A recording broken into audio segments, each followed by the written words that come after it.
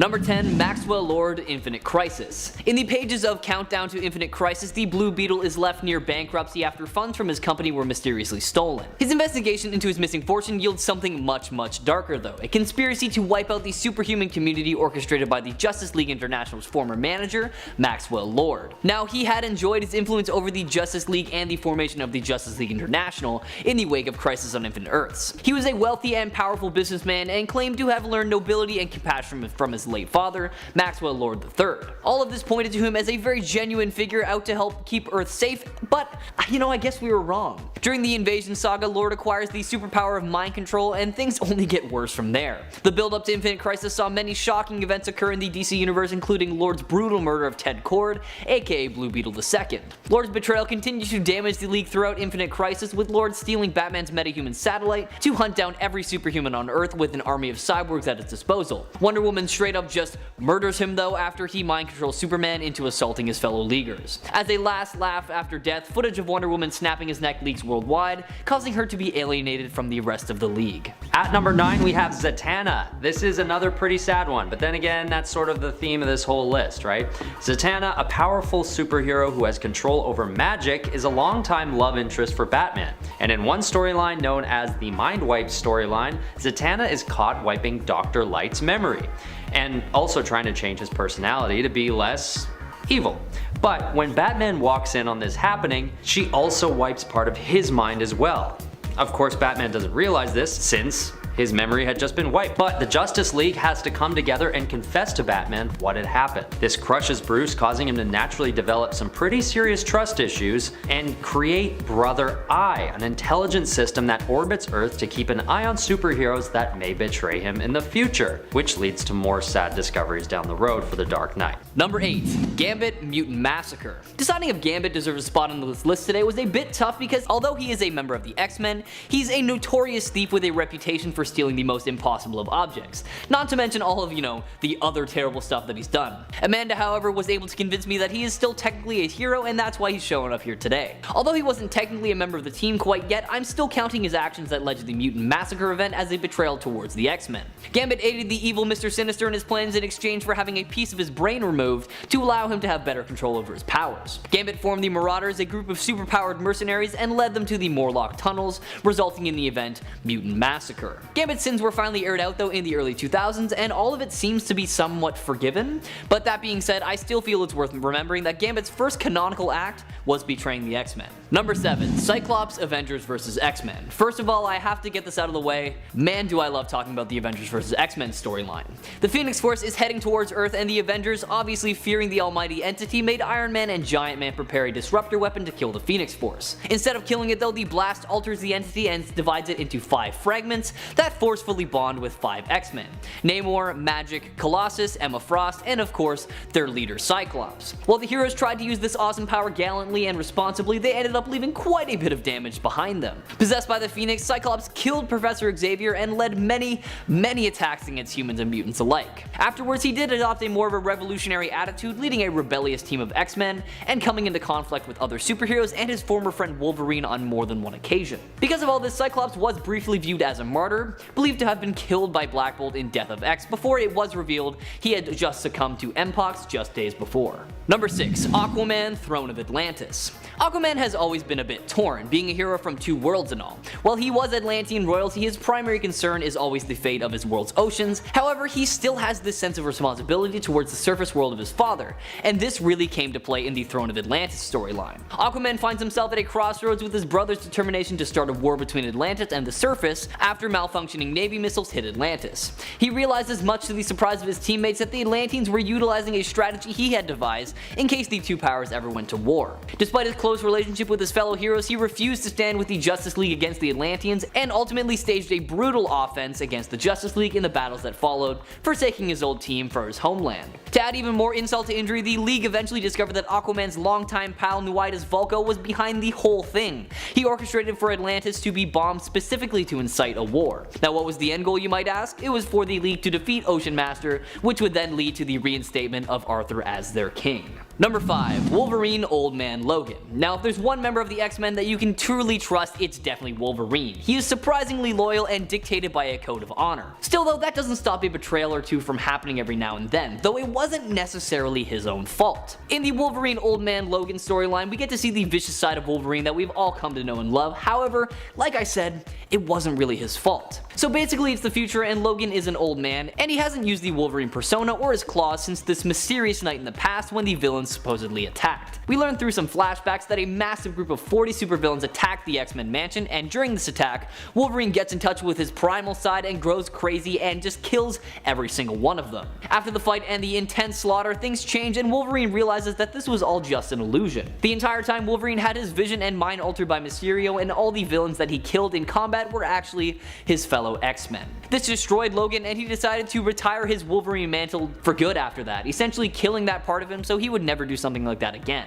It's definitely a sad way to end a run as a hero, but I can see why he felt that was necessary, and as much as I hate to say it, this was a huge betrayal and definitely a shocking one at that. Number 4. Green Lantern Emerald Twilight. In 1994, DC decided that it was finally time for Hal Jordan to step down from the Green Lantern mantle so that it could be passed on to someone else. So how did DC decide to end the career of one of their most beloved heroes? Well, they couldn't just do it quietly. Of course they had to turn him into a villain of some sorts, undoing pretty much all of the good he's ever done. In the Reign of Superman storyline, which took place after the death of Superman's storyline, Hal's home of Coast City was completely destroyed by the villains Mongol and Cyborg Superman. As a result, the city was demolished and its 7 million citizens were killed. This turn of events made Hal completely lose it, and he believed that if he could steal all of the main power battery's energy, the source of the Green Lantern ring's power, he could permanently rebuild Coast City. To do so, he killed all of the remaining Green Lantern Corps and the villain Sinestro, which unfortunately led him to becoming the villain Parallax, who even to this day looms over Hal. Hal did eventually redeem himself by sacrificing his life to restart the sun during the Final Night storyline,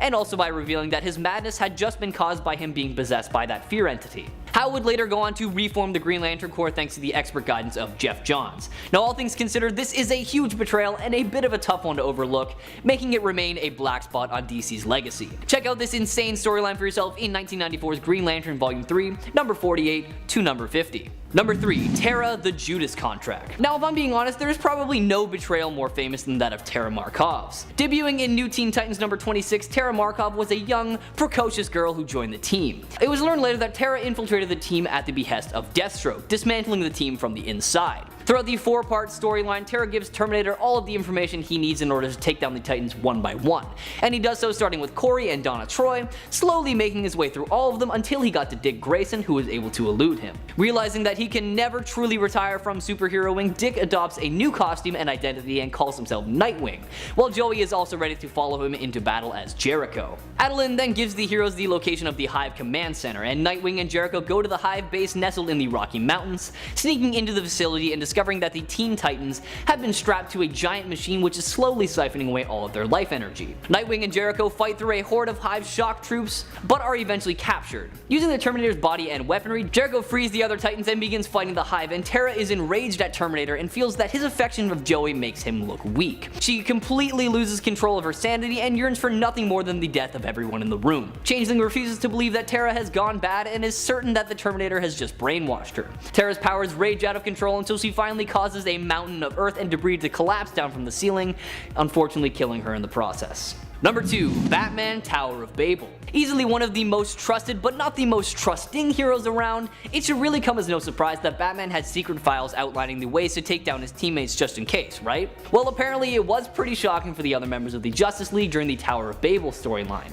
It's an insane level of preparation, like Batman prepared for some truly brutal plans, including blinding Green Lantern and turning Superman's skin invisible so that he'd go insane from yellow sun overexposure. It was revealed in JLA Tower of Babel that these files were stolen by Ra's al Ghul and used to orchestrate a debilitatingly effective attack on the individual members of the JLA. When Batman comes clean with how the villain was able to pinpoint their various weaknesses, half of his teammates vote for him to be booted out of the group. However, he ends up leaving on his own accord, but his friendship with the other members was deeply damaged, and even to this day, it remains a bit of a problem. Even in the New 52 universe, such plans still existed and Batman came clean about it, but thankfully this time Superman was able to convince the League not to hold it against him. Number 1. Captain America Secret Empire. I feel like we all knew this one was coming, like come on, this was definitely the most shocking betrayal in recent comic history. After the Red Skull messed with and manipulated Kobik, a sentient cosmic cube, Steve Rogers revealed himself to be a Hydra defector, but more specifically, he was a Hydra sleeper agent who happened to be a twisted version of Cap that secretly took his place. Allying himself with a new Madam Hydra, Rogers took advantage of a global catastrophe to seize control of the world's government. Once in power, Hydra just made its move. S.H.I.E.L.D., infiltrated by Hydra thoroughly, began assuming control of key locations and executing any who stand in its way. I'll let you all check out this storyline for yourself because it is a great one, but I will tell you that our good Cap comes out on top in the end, defeating his evil doppelganger in a head-to-head battle. A few weeks later, and after a ton of hard work, the United States was thankfully turned back to normal. At number 10, we have Baphomet. Although he was actually just onomatopoeia in disguise, it was still a moment of betrayal that took Batman by surprise. Baphomet appeared to be a young, up-and-coming vigilante superhero who appeared numerous times to help Batman, one time helping him defeat the Black Spider. He showed face so many times, in fact, that Batman started to trust him and eventually gave him his blessing to start fighting crime in Gotham. Batman even had Baphomet fill in for him while he was on vacation in Aspen with his fiancée. And Onomatopoeia as Baphomet was really playing the long game. He even caught Mr. Freeze and single-handedly stopped the Joker. So Batman really started to confide in him, even bringing him to the Batcave one day after a real heart-to-heart moment. In this instance, Batman even goes as far as taking off his own mask in front of Baphomet, who promptly reveals his true identity as Onomatopoeia and slits Silver St. Cloud's throat, who is Batman's fiancée. Of course, at this point, Batman knows that he messed up big time, but how could he have known? This dude played the long game, with a sad outcome for Batman, of course. Number 9, Doctor Strange. Doctor Strange is another hero who kinda accidentally, I suppose, betrayed Spider-Man. While in the comics, Strange recently saw Peter as his champion in a fight between Strange and Mephisto, in the MCU, Strange tried to help Peter out with the fact that he and his friends all seemingly got rejected from the colleges they'd applied to because of his identity being revealed to the world. Doctor Strange decided to use a spell that would make the world forget that Peter Parker was Spider-Man, even though it was also against the new Sorcerer Supreme Wong's wishes and his recommendations. Now, granted, Steven did mean to help Peter here, he wasn't like intentionally betraying him, but in the end everything went kinda haywire, mainly due to Peter, who kept trying to change the parameters of the spell as Strange was mid-casting it. But this isn't really how Strange betrayed Peter anyways. It was more afterward, when other villains from across the multiverse ended up appearing in the current reality, and Spider-Man wanted to try to help them as opposed to just banishing them after finding out they were all pretty much fated to die, which Strange had kind of seemingly known about but just didn't really care about. Strange had told Peter to round them up but withheld that important information about their fate, which to me was a pretty major betrayal. Like, these are people from the Spider-Verse, I feel like you should at least tell Peter what he's doing and what kind of fate he's condemning these people to if he sends them back. And of course, this revelation only led to another betrayal in kind when Peter decided to release these villains, helping them escape Strange in an effort to actually fix them. What can I say? You betray someone and then they're probably gonna betray you back. That's how it goes. Okay, at number 8 we have Catwoman. I know, she definitely isn't considered a villain to Batman either. In most cases, as we all know, Batman is usually romantically associated with Catwoman. And going into the Nolanverse, there's an instance in The Dark Knight Rises when Batman's trust for Catwoman is strong enough that she actually leads him into a trap set by Bane, in one of the closest calls we see Batman ever face, comics or movies, to facing death. This just proves that Catwoman really can't be trusted no matter how influential or appealing she is to Batman. She will always put herself first, and that's something we can basically confirm after seeing this. Luckily, at the end of this event, when Catwoman sees how hard Bane beats up Batman, she gains sympathy, leading to a change of heart. But it was sort of too late at that point. At number 7, we've got Alfred. Not a superhero in the state we all know him as, but why he belongs on this list is that in one storyline, he's actually given superpowers. And if his intentions had remained heroic, Alfred would have been a superhero by nature. But on Earth 1, while Batman is away, Alfred decides to track down a criminal organization that Batman had been monitoring. But he's captured, and when Batman and Robin come to save him, he sacrifices himself by walking into a trap set by the bad guys before they could. On the brink of death, Alfred is revived by a physicist named Brandon Crawford, who uses a radiation treatment to revive him. Unfortunately, this instead turns him into the Outsider, giving him superpowers and leading him into an angry rage towards Batman. Thanks a lot, Brandon. You had one job. Anyway, When the outsider targets Batman's allies, Man-Bat, Batgirl, and Robin, they get the best of him, tearing the evil outsider out of Alfred's body and leaving him vulnerable. And Alfred, in all his heroic glory, lays the last blow, taking out the outsider for good. It's nice to have you back, Alfred, but maybe just stay put in the Batcave from now on. Number 6, we have Stephanie Brown. When Stephanie is Batman's Robin, she betrays him as well. Sort of. It was an accident, but a betrayal nonetheless. When Batman seemingly dismisses her abilities to be an adequate Robin, she sort of pushes him to train her, which he finally does. But when she disobeys him twice in combat, Batman is forced to retire her because he feels he just can't trust her. Feeling isolated, she goes off on her own to try and prove her worth. She gets a hold of one of his long-term plans to deal with the criminal underworld of Gotham. But due to her missing one key detail which the plan was predicated on, it all spins out of control and causes a citywide gang war, resulting in the Batman War Games storyline. She's then captured by Black Mask and tortured for information about Batman. She escapes, but later succumbs to her injuries in the hospital with Batman by her bedside. A very sad end to a potential superhero who just wanted to be accepted, but instead betrayed the very man she was trying to impress. At number 5, there's Jason Todd. Jason, who used to work alongside Batman as Robin, turns on him and teams up with the Riddler and Hush, another character who betrays Batman. We'll talk about that later. What happens is that Batman thinks Jason was killed by the Joker, and after a while of accepting this as fact, Batman is completely caught off guard by the return of his old partner, but this time with ill intentions for Bruce Wayne. So it turns out he actually is killed by the Joker, but after Superman Prime alters reality, Jason is revived.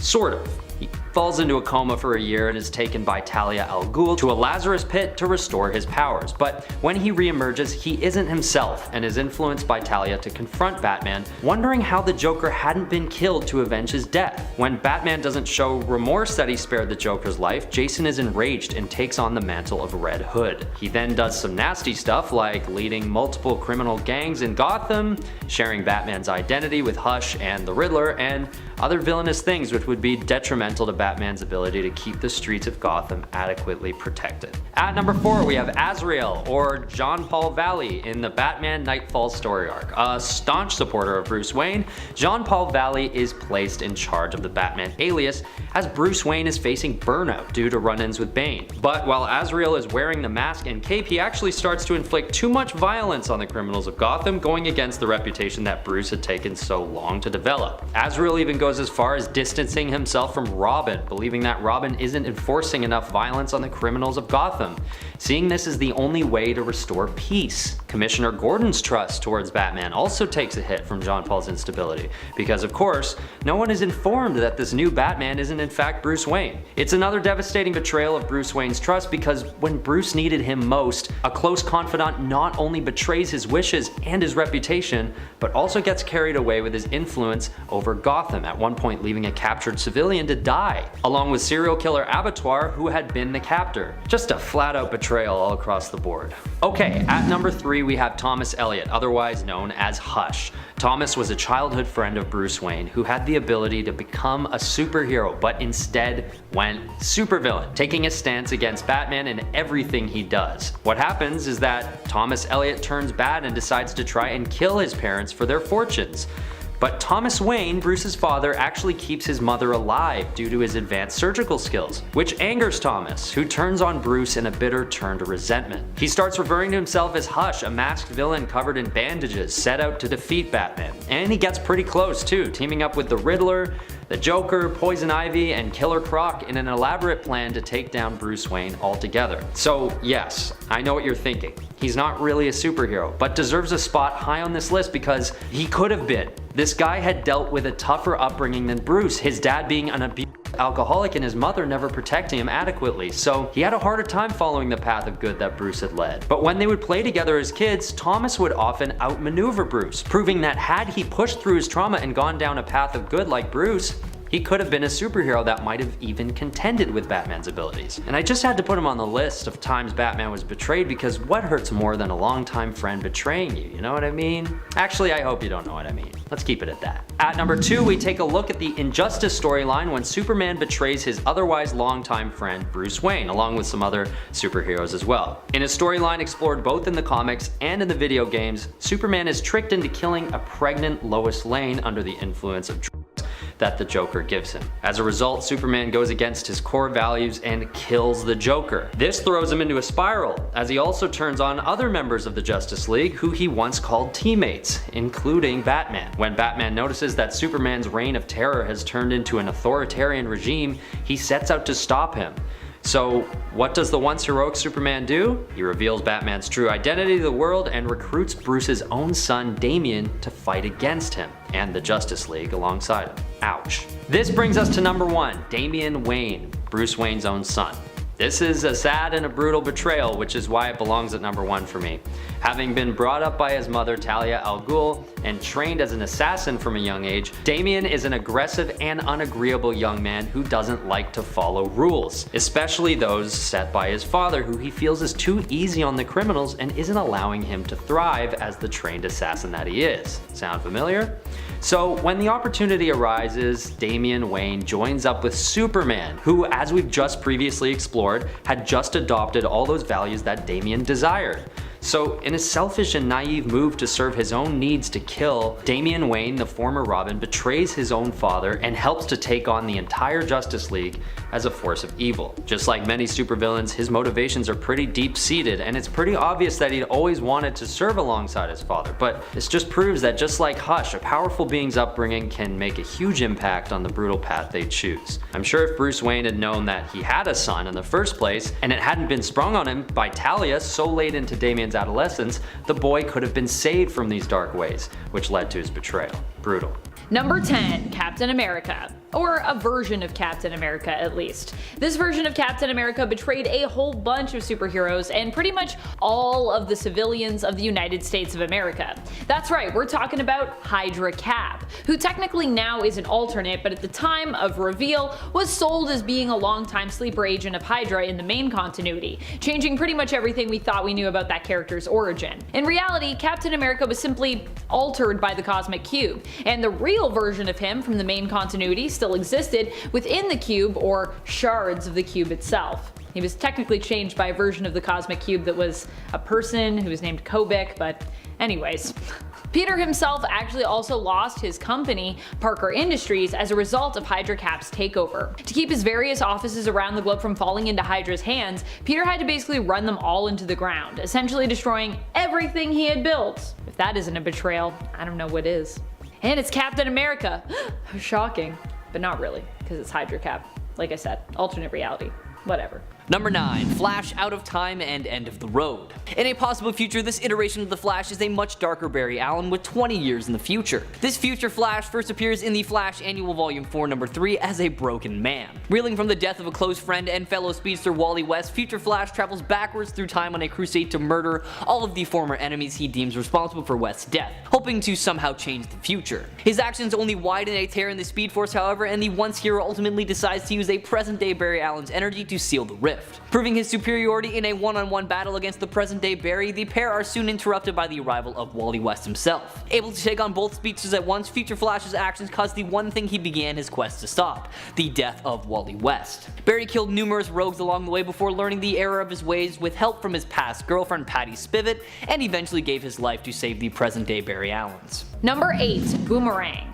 Okay, so Boomerang isn't really a hero. He's more of a villain than anything, but for a moment there he was leaning in the direction of being a hero at least, and I think because of that we can give him a spot on this list. Boomerang is known for being a member of the Sinister Syndicate and ended up getting roped into Sinister War. Before he was battling it out with all the other Sinister teams though, he was actually almost Peter and Spider-Man's ally and friend at one point. In fact, I would say he was Peter and Spider-Man's ally and friend, and roommate.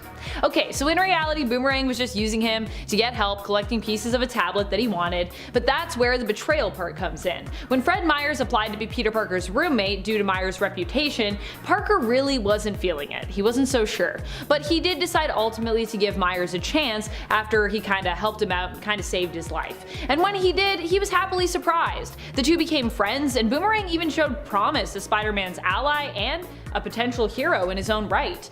In the end, however, once the tablet was acquired, Boomerang revealed his true colors and admitted that this was kind of his plan the whole time. But he also admitted he did feel bad for betraying Spider-Man in a letter that he left him. Myers actually felt so bad he ended up helping Spider-Man out at one point during Sinister War, helping him to hide from the others for a time. Aw, so cute. Also, I just really like this story, so I was like, I could talk about this on this list. And I got excited, and here we are. Number 7, Fantastic Four. When Spider-Man was just starting out, the Fantastic Four were among those to betray him. I know, shocking. Spider-Man went to them looking for help supporting his Aunt May and himself. You see, back in those days, and kind of in general with Spider-Man and his comics, money was tight, and Spider-Man was trying to find a way that he could use his talents and his abilities to help pay the bills. He was hoping to join the FF, who he assumed must have a salary wage as superheroes that would be reasonable in amount due to them, saving the world all the time. Unfortunately, that was not the case. He broke into the Baxter Building in an attempt to impress the family of amazing superheroes, only to find out that they were a non-profit organization, and they didn't really get paid to do what they did. And even if they had space on the team and could afford to pay Spidey, they claimed initially they wouldn't really want him. Ouch. Spider-Man at the time was considered an outlaw by the press and police, and they didn't want to be affiliated with him even. Harsh. Of course, that's all water under the bridge now, and Spider-Man has actually been a member of the FF's Future Foundation and is actually on the extended or backup roster for the Fantastic Four team. So it all worked out in the end, but in the early days, it was a pretty harsh betrayal. Number 6, Morbius. Morbius and Spider-Man have had a complicated history. Sometimes they're allies, sometimes they're foes. Morbius himself also has had a complex history. Sometimes he's a hero, sometimes a villain, sometimes he's a little more somewhere in between those two. Case in point, when he resurfaced after seemingly being cured of his vampirism by a bolt of lightning. I kid you not, that is what happened in the comics. This stuck for quite a while, but eventually Morbius's hunger and his thirst for human blood returned. He attempted to reach out to a doctor at Empire State University for help, but instead ran into Spider-Man, who didn't trust him. It turned out that he was in earnest trying to figure out what was going on and fix it, but the doctor he wanted help from turned out to be an ally of Hydra.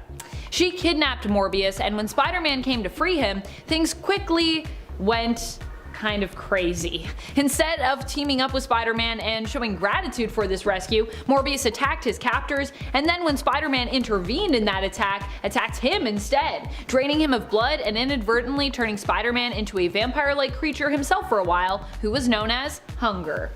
Also, I know there's gonna be people that are gonna be like, Amanda, Morbius does not want blood. He just wants plasma, Amanda. It's just all about the plasma. Look, the plasma's from the cartoon, okay guys? And they had to say plasma because they couldn't say blood because it's a kid's show. So fun fact. Although plasma is important as well. You can donate plasma and you can donate blood. There's lots of cool things you can donate. You should check that out and go save someone's life today. This just became a PSA from Amanda McKnight. Can you tell that I donate blood? I feel like you can.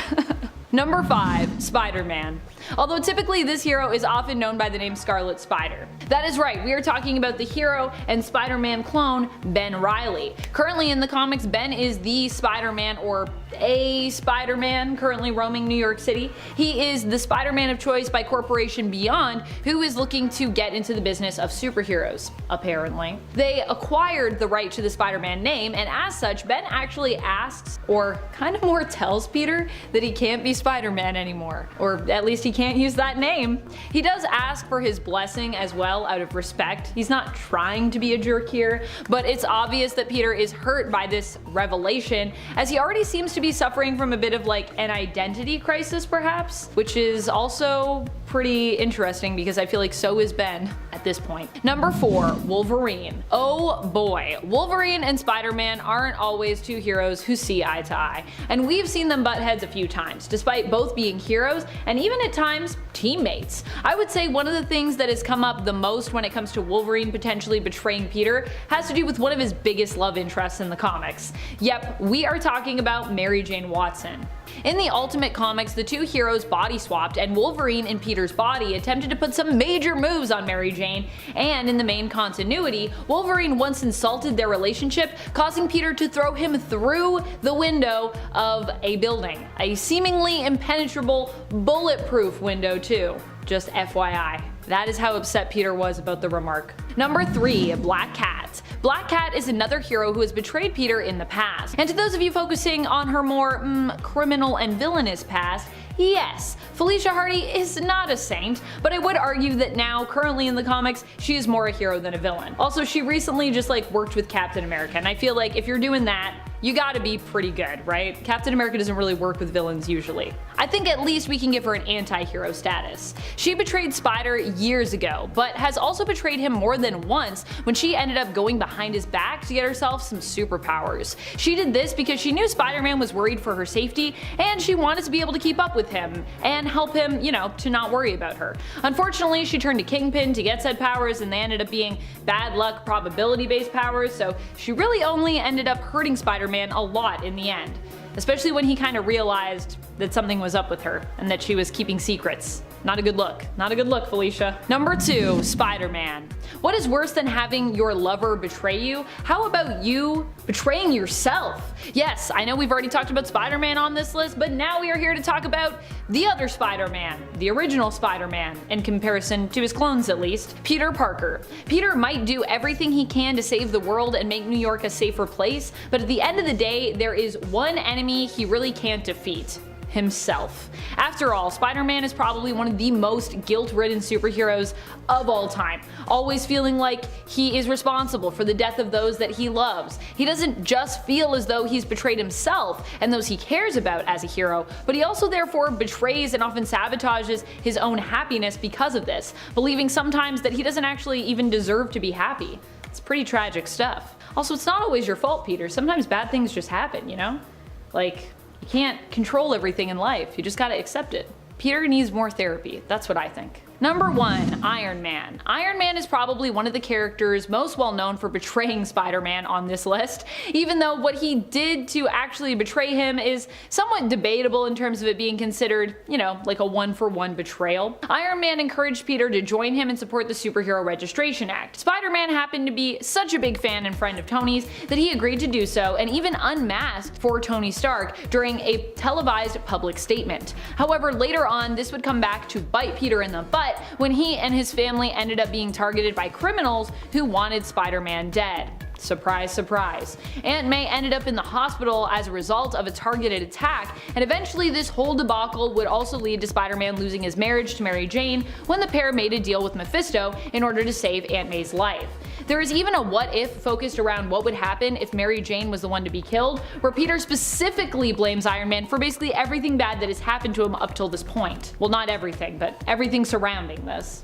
Also, he realized what was going to go on with Iron Man wanting to use the negative zone kind of as a prison, found out that, and then he was like, I'm really not about this. And then even then, they chased Spider-Man down. Although I believe Iron Man was kind of like, guys, let's just talk to Spider-Man, let's not be weird about this. But at that point it was too late. Iron Man really had no control and it had gotten out of hand. That's what had happened. Civil War I, baby.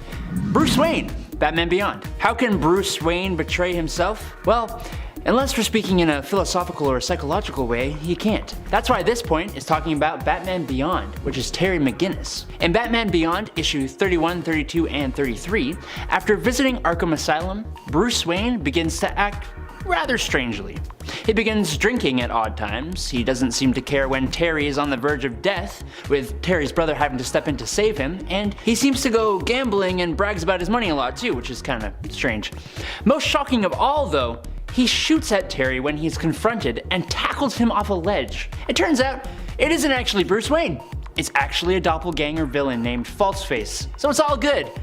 And I'm sure none of you are surprised. Number 9, Iron Lad. Iron Lad probably didn't mean to betray Iron Man back when he was known as Iron Lad, but the reality is, he was destined to do so. This is because Iron Lad goes on to become the famous Avengers villain, Kang the Conqueror, along the way also becoming Immortus and using his power to, at that time, manipulate and influence Iron Man, to get him to do his bidding, to help him direct events in a certain way. Kang/Immortus are generally all about manipulating the timeline so that they can achieve their own goals in the future. They're like, I'm gonna set everything in motion, then I'm gonna go to the future, and then like, everything will be great.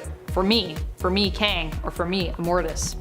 And unfortunately, Immortus's machinations this time around caused Iron Man to be pulled into his plot, and eventually turned into Immortus's own sleeper agent, making Iron Man turn on his friends and then become a villain.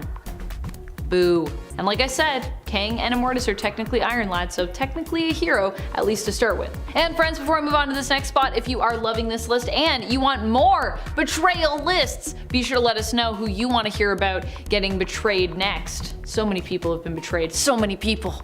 The Crimson Knight. Richard Lyons was a character that appeared in Detective Comics number 271. He was also known by the name Crimson Knight, and was a vigilante in Gotham, gaining the trust of the GCPD as well as the heroic duo of Batman and Robin. Being the good guys though, they had a sneaking suspicion he may not have been on the up and up, and after confronting him after he tried to steal some valuables, it was revealed that he was actually Crime Lord Lyons. And he was promptly captured, and his career as both a hero and a villain were both ended. The Cavalier. The Cavalier was a swashbuckling, sword-wielding hero who first appeared in Legends of the Dark Knight number 32. Batman was a big fan of the Cavalier actually. He had such a positive outlook when fighting crime, and he was a man of gallantry and honor, and he reminded Bruce Wayne of his childhood, being very similar to Zorro, who Bruce Wayne was a fan of. Sadly, the Cavalier let Batman down when he started resorting to a life of crime when he realized just how much easier it was compared to fighting crime. So he's not so honorable after all, it seems. The Justice League. There are actually multiple storylines involved here. Basically, in the Tower of Babel story, it's revealed that Batman has contingencies for every member of the Justice League in case anything were to go sour. When Ra's al Ghul gets his hands on these plans though, he uses them against the Justice League. Now, Batman is able to defeat Ra's, but it causes the entire Justice League to lose a bit of trust in Batman. I just want to pause to say, this is kind of dumb. He's Batman. You think he wouldn't have a plan for scenarios like that? But hey, conflict sells. Either way, after the Joker ends up hitting the core members of the Justice League with Joker Toxin in the Endgame storyline, they all turn on Batman, leading to a completely awesome moment where he takes them all on and comes out on top. Yeah, they were not in their right minds, but their actions were slightly fueled by the distrust caused by the event of the Tower of Babel. Catwoman, Dark Knight Rises. Now, if you haven't seen Dark Knight Rises yet, well then you clearly wouldn't care if I spoil a tiny little plot point. Batman makes a deal with Selina Kyle to give her a program called the Clean Slate that will eliminate her criminal past in exchange for her leading him to Bane.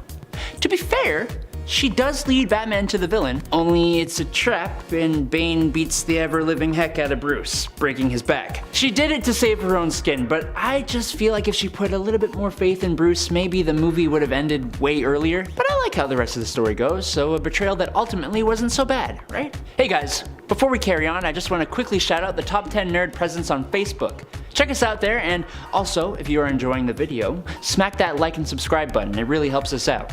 Thanks for all the support guys, it means a lot. Flashpoint Batman. When the Flashpoint universe was created, it changed a lot of characters. Possibly one of the most interesting ones though, was Batman, who in this universe is actually Thomas Wayne, with Bruce being killed instead, and Martha Wayne becoming the Joker. It's twisted and cool, and this Batman has a different moral code. Killing criminals. When he finds out that mainline Bruce Wayne becomes the Batman, he deems this unacceptable and tries to change his son's ways. Instead of being, I don't know, a good father though, he teams up with Bane to break Bruce. Things get out of hand in the City of Bane event, which actually ended up with Thomas killing Alfred Pennyworth, which broke everyone. He very clearly regretted his actions, but I don't know man, you ain't coming back from that one.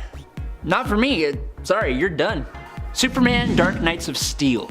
I heavily regret not talking about this when we covered the top 10 new DC universes. Dark Knights of Steel takes place in a medieval fantasy version of the DC universe. It's super cool. The Wayne family used to rule over the land until Jor-El lands on Earth after escaping Krypton, and they easily take over. Bruce and Kal-El are actually unknowing brothers, with Bruce being Jor-El's half-son. After a whole bunch of stuff happens that I won't tell you because you should read it, Bruce reveals the truth of his parentage to Kal, who stabs him in the chest with a shard of kryptonite.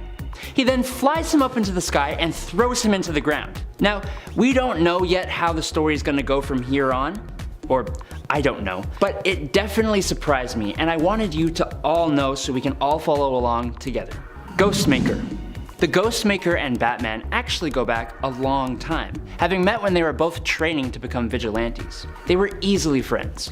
But the difference between the two lay deeply in their core values and motivations. The motivation of Bruce's parents' death didn't sit well with Ghostmaker, and actually caused them to fall out. The Ghostmaker saw crime fighting as an art rather than a duty, and he lacked a sense of empathy that brought Bruce to classify him as a psychopath. They fought multiple different times and ultimately agreed that the Ghostmaker will stay far out of Gotham. That is, until Joker War, when he invaded Gotham, incapacitating Batman and the Bat family plus some other heroes, and he tries to save Gotham. Yeah, that makes sense. DC versus vampires. Alright, this one is hot off the presses.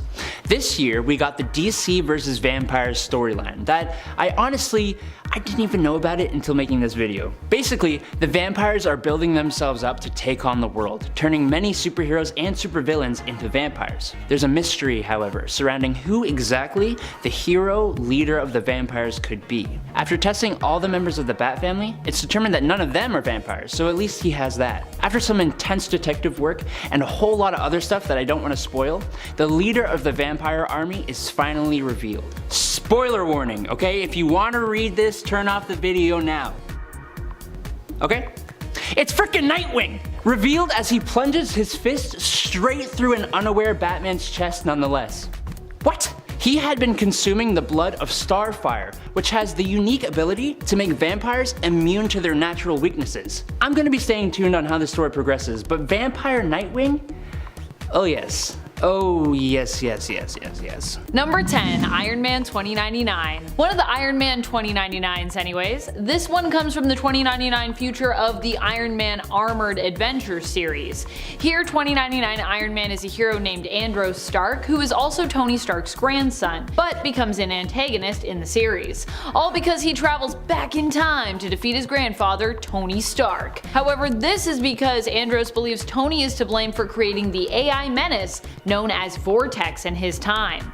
He attempts to kill Tony and the Avengers, but later realizes when they aim to use a virus to defeat him that this nanotech virus is actually Vortex, and that Vortex therefore only existed in true timey-wimey paradoxical fashion because it was created to defeat him, Iron Man 2099. In other words, Andros and his attempt to stop Vortex was also the cause of Vortex's existence. Man, what a time travel story. I feel like time travel and Tony Stark go together just like bread and butter. This is just always a thing that happens. Number 9, Gambit. In this case, Gambit wasn't entirely in control of himself. He was under the influence of the Shadow King, who had possessed him and made him fight against Logan. Wolverine happened to be the one to face off with him. He managed to get the drop on Gambit, defeating him in battle when Wolverine successfully pinned him down. This all happened too after Wolverine had been cut off from the rest of those X-Men who were not influenced by Shadow King, but as Wolverine said while Gambit was busy throwing insults his way, he is one of the best when it comes to winning fights. And regardless of being cut off from support, that is exactly what happened here. And friends, before we move on to this next spot, if you are loving this list and you want to hear about more superheroes who have been betrayed, oh no, be sure to let us know by giving this video a thumbs up. Number 8, Hulk. I personally kind of think Hulk was actually kind of justified in this one, but you could consider it betrayal just based on the fact that Tony was, pretty much just trying to apologize and atone for his past, and Hulk pretty much wanted none of it. This spun out of original sin when it was revealed that an inebriated Tony, back when he was an alcoholic, was responsible for an accident in essence that transformed Bruce Banner and created Hulk. He had tampered with the Gamma Bomb and had also pushed for more deadly weaponry against Bruce's wishes. However, the version of Tony that we had in the present day had been mentally reset, so despite being post-Superior Iron Man here, he was back to being a good guy and basically just felt awful about this whole thing and about all of the bad stuff he'd done in the past. But despite this, Hulk still wanted to end his life and was unwilling to talk it out, which, isn't really fair considering that Tony was like, look, I know I messed up, but can we just be friends? Aw, poor Tony.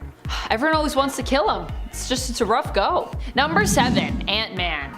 Hank Pym has done a few things to portray a good amount of the Avengers, but this time around, we're actually talking about a version of him that merged with Ultron. I think it's called Ultron Pym is what we usually call this version of Ultron, fun fact. I'm calling it Ant-Man though because it's a heroes list, but Ultron Pym I think is the general name. Hank and Ultron had united to become one being, which ended up messing them both up, as you'd imagine, in Ultron Agenda. Tony at the time was dating Janet Van Dyne, and Ultron Hank, or Ultron Pym, did not like this. His plan was to fix the world by turning everyone on it into a sort of organic and AI merged being, and wanted Janet to basically merge with Jocasta and act as his partner and in essence part organic, part AI, Robo-esque bride.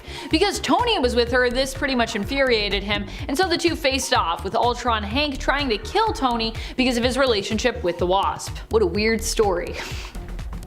So many weird stories. Number 6, Eric Killmonger. Eric Killmonger isn't really so much a hero in the main continuity, and in the end, he didn't end up being so much a hero in this reality either, but he did pose as one for a good amount of time and was a member of the Guardians of the Universe.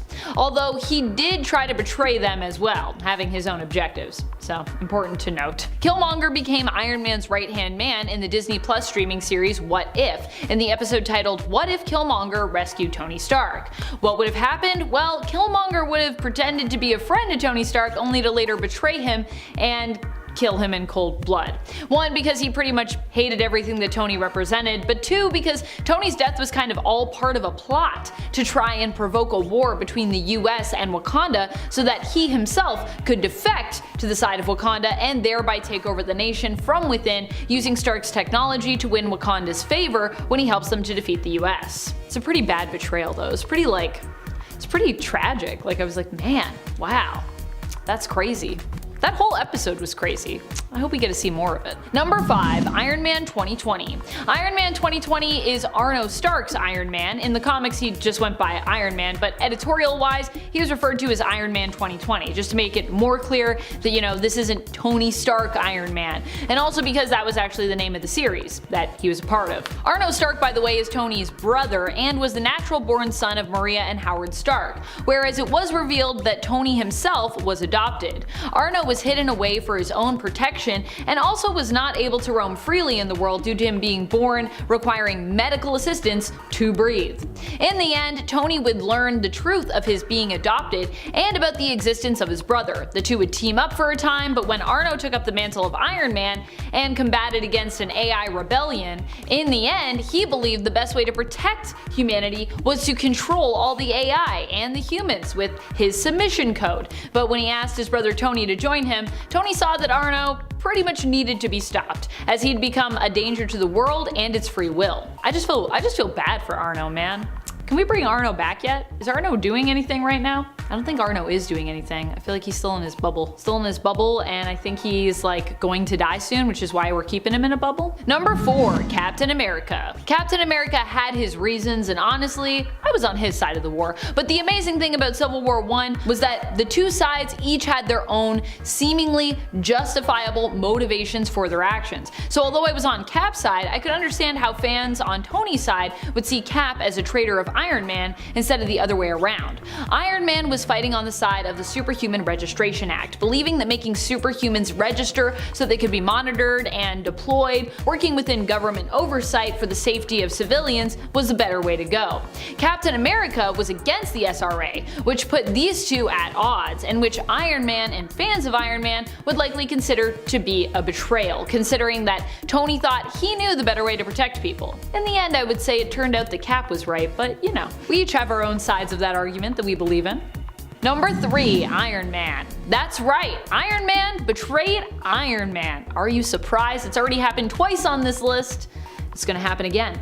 In fact, that happens kind of multiple times in the comics and in narratives. It is kind of a thing that I feel like comes up more than once. This time though, we are focusing on The Crossing, when Immortus turned Iron Man into a sleeper agent and villain, which we talked about a little bit earlier on the list. A young Iron Man was then brought to the present day to fight against his older version, and you could say there was some betrayal on both sides here. Older OG Iron Man had betrayed his younger self and his own ideals by allowing himself to become a pawn of Immortus, though admittedly it wasn't really his fault, and younger Iron Man fought against older evil Iron Man, which was likely considered a betrayal in his eyes, because you know, he's got his younger self fighting him. He's like, that's not cool, man. At least until older Iron Man almost killed his younger self, and then he ended up being redeemed in the end, sacrificing himself inevitably to save everyone else, and allowing the younger Tony to remain in the present day and take over for his older self. Oh, The Crossing. What a weird time you were. Even more odd, later down the line, these two Iron Men would actually be merged together, becoming the real Iron Man instead of two different versions of the character. And now we have Reset Iron Man, there's like stuff that he doesn't even remember from the past. Iron Man's had a weird continuity. Number 2, Captain Marvel. Captain Marvel and Iron Man used to be super close, but then Civil War II happened. They are over the events of Civil War II now in present day, but boy did this initially muck up their friendship. After the success of Civil War I, Marvel thought a second Civil War was in order, but this time the motives behind it, they weren't quite as solid. Carol Danvers believed that the inhuman Ulysses' visions of the future that might come to pass, and were somewhat unclear, should be acted on to protect humanity. Doesn't really make a lot of sense, but okay. In other words, Civil War II was Minority Report. Iron Man, being down this road before, tried to talk Carol out of this madness, but after Rhodey died when a prediction of Ulysses's came true, there was basically no stopping her. Kind of odd as well, as though Carol and Rhodey are often a couple in the comics, and I do ship them together, Iron Man is definitely one of those that is closest to Rhodey, and even with Rhodey's death, Iron Man still thought that Ulysses' visions shouldn't be held in such high regard. So you'd really think that Carol might have, you know, been more open to listening to him. Carol fought against Iron Man and a line was drawn. A very weird line that didn't really make a ton of sense, but hey, Civil War II, everyone. It is what it is. It happened. Now we have to live with it. Number 1, Black Widow. Black Widow majorly betrayed Iron Man in the Ultimate Universe, and sure, it's not main continuity, but it's honestly, it's so bad, it needs to be acknowledged and mentioned, and that's why it took my top spot. In the Ultimate Universe, Black Widow was only posing as a hero, but was really, in secret, a villain the whole time, simply pretending to defect to get in with the heroes and then betray them and betray the United States. She was engaged to be married to Tony Stark and ended up breaking off the engagement when she revealed her true colors. She attempted to steal Tony's fortune and tragically killed his loyal butler and his friend Jarvis as well. So sad. In the end, Tony was able to stop Black Widow because he had given her a suit of armor as an engagement gift, but made sure to still have control of the nanites that were in her blood because of his terrible track record with women. Too bad he wasn't able to save Jarvis though, it's pretty sad. Black Widow would get hers in the end, but Tony would feel the pain of this betrayal for quite a while thereafter. Number 10, Spider-Woman. This betrayal is a little more subtle, but it definitely led to some trouble for both characters down the line, so I think it's an important one to mention still. Jessica Drew was in Madripoor with her friend Lindsay and Patch, aka Wolverine. She knew he was Wolverine, and he knew she knew at this point, I believe, but he still went by the alias of Patch because Logan thought he was being oh so sneaky, and he didn't want the world to know that the X-Men were actually alive at the time, even though I feel like anyone that met Patch probably knew it was Wolverine. Jessica had decided to take up a job as the Prince of Madripoor, Prince Baran's bodyguard, but Patch thought it was a bad idea because Baran was a bad guy. At the same time, Jessica was giving Patch grief for working his muscle and getting involved with Tiger, a powerful crime boss in Madripoor. Both felt the other was betraying their own sense of morals and thereby betraying their friendship, so it was kind of a two-way betrayal in these characters' eyes. In the end, Patch was right to criticize Prince Bran as Jessica ended up near death after stumbling upon the Lazarus Project during her shift in the palace and barely escaping with her life. Patch likewise would have a trial ahead as he wrestled with the mysterious Lazarus Project, but he'd forgive Jessica when he found her and help her to get to safety and get much needed medical attention.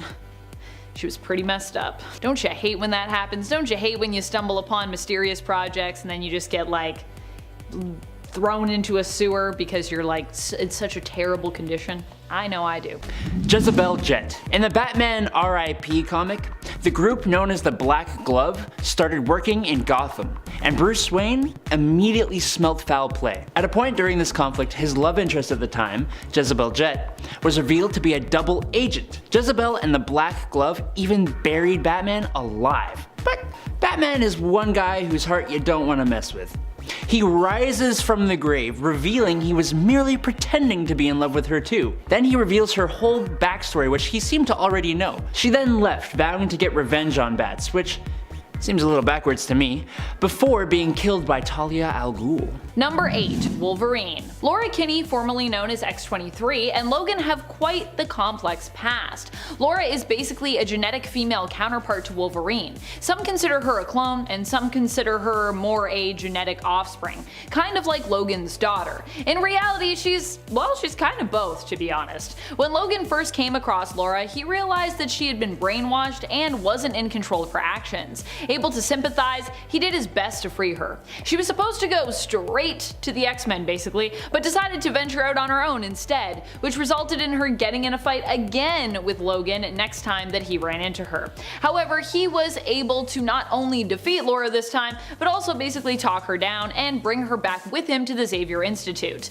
helping her to find a home among the X-Men. And now the two are very close, and I don't think Laura would even consider fighting Logan again unless she had like absolutely no other choice, like if he turned evil or some such thing. But then honestly, she wouldn't be betraying him really, because the Logan she knew would probably like want her to take him out. I feel like he's also the type of guy that's kind of like, you know, I've lived a long life, like I'm kind of fine, but I guess I gotta keep living, bub. Number 7. Kitty Pryde. Kitty Pryde didn't intend to betray Wolverine. It wasn't really her choice at all. She was brainwashed into doing it by Wolverine's longtime rival and old teacher, Ogun. Ogun was looking to get revenge on Wolverine, and so psychically uploaded a bunch of awesome ninja and martial arts skills to Kitty Pryde's mind, and then sent her to assassinate her mentor, friend, and fellow X-Men, Wolverine. Fortunately, the bond between Logan and Kate was so strong that they were able to work together to defeat Ogun in the end, freeing Kitty but leaving her with an experience which had changed her forever.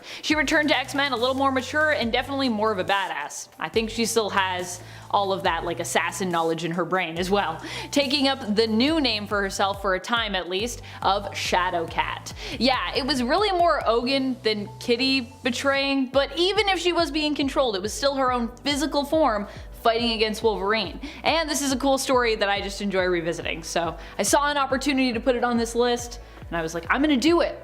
So I hope you enjoyed it. Number 6. Mariko. Mariko Yoshida was one of the major loves of Wolverine's life. The two were even engaged to be married, but Mariko, being the good person that she was, wanted to make sure that her family no longer had any criminal ties before the wedding happened, as she was now the head of Clan Yoshida. Unfortunately, before they could get married, Mariko died during her attempt to broker peace between the rival criminal gangs. She ended up going to hell and would later meet Wolverine there when he was sent to hell by the Right Red Hand. Or at least, his soul was sent there. His physical form was still on Earth, but it's a whole story. While his soul was there, his suffering would manifest in him being tormented by Mariko, his former love. She didn't want to torment Wolverine, but she pretty much had no choice. Despite this, Wolverine, when he escaped, came back and tried to free her, but Mariko believed she deserved what she got and chose to stay in hell, refusing to let him save her. I think she felt pretty bad because she was like, I feel like I betrayed you, and also I got stuff to atone for, you know? Number 5. Scarlet Witch. As much as I hate to include someone like Wanda on this list, it kinda has to be mentioned that she technically betrayed all of mutant kind with decimation and M-Day. Of course, I will still argue that this really only happened because Wanda's mental health was often shafted in her past, and so her kinda snapping after House of M made a whole lot of sense. While Wolverine was still Wolverine, there were a lot of mutants, and I mean a lot, that were affected. The whole community felt this blow, and Wolverine was part of that community, so even though he still had his powers, he was still hurting a lot, I think. I think a lot of mutants were. Also, he was one of the first people to realize what had happened in the House of M reality, and he was not too happy to have a fabricated life made for him and be denied the reality and history that were true to him, no matter how bleak or painful in comparison to the world Wanda had made for him and everyone, in an effort to try to make herself, her family, and pretty much all other supers happy. I love how Wanda's like, I just want to give everyone a reality where like we can all be happy, you know? And everyone's like, how dare you? How dare you try to make me happy? Obviously, I feel very bad for Wanda, I think you can tell. Number 4, Professor X. Oh bub. Professor X for being the head of the Xavier Institute and for being a leader among his own X-Men team who claims to stand for mutant and human harmony and preaches about what it means to be good and be a hero and fight for all of humanity united, has a lot, and I mean a lot, of skeletons in his closet. He has betrayed the X-Men multiple times, Wolverine included. I think mainly this has to do with Professor X choosing to suppress as opposed to acknowledge and deal with his darker side. He put his team in danger when it was revealed that Danger Room was actually sentient and itself a living AI mutant who then pursued the team in an effort to get to Xavier, and also technically came equipped with knowledge on all their weaknesses, by the way. Danger Room is scary. Or just Danger, sorry. Just Danger, that's what the mutant version of Danger Room is called. Additionally, Xavier's repressed negative emotions and his severe punishment of Magneto was what led to the creation of the psychic entity known as Onslaught, which was sort of a blend between those two psyches. You could also argue that even in modern comics, Wolverine has felt betrayed by Professor X. When X chose to allow all mutant villains to come to Krakoa and call it their home, Wolverine was one of the few people to protest, thinking it was a bad idea that would inevitably backfire. I guess we'll have to wait and see how that goes. Although I feel like based on Inferno, Wolverine may have been right here. Number 3, Hulk. The Hulk has always been a rival of Wolverine's, despite the fact that both of them are heroes. In fact, Wolverine made his first appearance in Incredible Hulk issue 180, where he fought against him. Hulk has dropped in to fight Wolverine a few times in the comics, and sometimes does so just to prove that I guess he's the strongest between them. Although it doesn't always end that way. In fact, quite a few times their fights have actually ended more in a tie than anything. Some of Hulk's other personas, like Joe Fixit, have also gotten involved with Wolverine, and even when Fixit has meant well, there is an animosity between these two that generally leads to Fixit causing more trouble for Logan during their adventures. This is usually because they each have their own approach to dealing with problems and with baddies. Although, I guess, to be fair, it seems that the Hulk usually also feels betrayed, which is what leads to their fighting. But even the slightest thing can set him off, so these betrayals are usually just from some like small remark that Wolverine has made. So in the end, I always feel like Wolverine is more betrayed by the Hulk because he's just like said something offhand, and then the Hulk's like, now we have to fight. It's like, whoa. Breathe, it's okay. Number 2, Magneto. Sure, Magneto was a villain when this one happened, but he also joined up with the X-Men only to turn on them later, and vice versa. It's happened a lot. Magneto might, in general, be thought of as a villain because of his iconic classic appearances in the Fox X-Men films, as well as the X-Men 90s animated series and in the classic comics, but he's really more complex than just being a villain. In fact, currently in the comics, he's more of a hero, I'd say. However, that doesn't change his history with Wolverine, who is understandably a little less likely to trust former villains turned heroes because of history like this. Magneto is the one responsible for ripping the adamantium right out of Wolverine's skeleton back in the day, which was insanely painful and left Wolverine in a more feral state for a good long period in the comics. He also lost his nose because of this, and this all went down after Magneto had been acting more heroically in the comics, working with the X-Men on behalf of Charles Xavier in his absence. In fact, Magneto was like the leader of the X-Men then, so if you want to be like, but he's a villain, he was definitely a hero and then he went back to being a villain. He felt like other people were betraying him.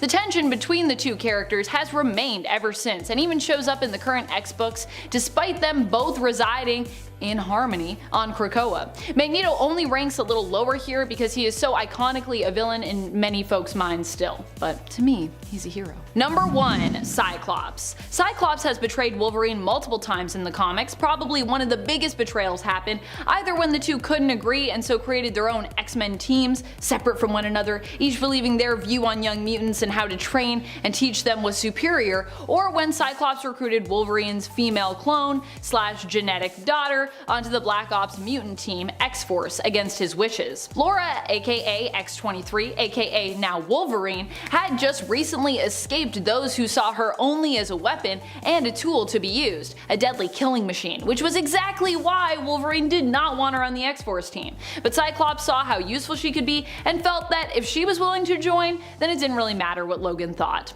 Wolverine evidently disagreed with his outlook. He disagreed quite strongly.